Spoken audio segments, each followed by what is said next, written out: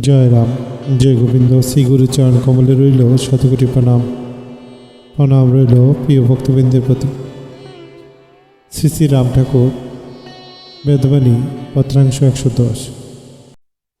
জয় রাম, জয় Gobinda. Welcome to my channel Vedbani, Shri Shri Ram ঠাকুরের পত্রাংশ।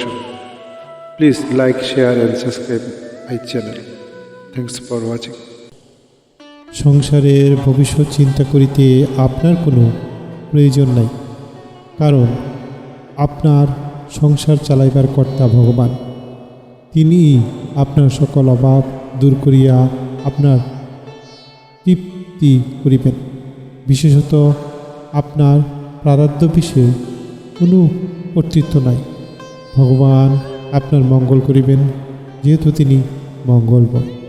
তাহার উপর সমস্ত ভার অর্পণ করিয়া নির্মল বুদ্ধি লাভ করিবেন।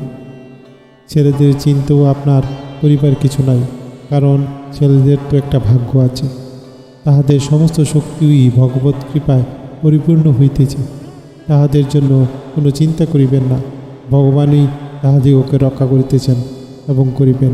আপনি তাহাদের কিছুই করিবার শক্তি রাখেন না।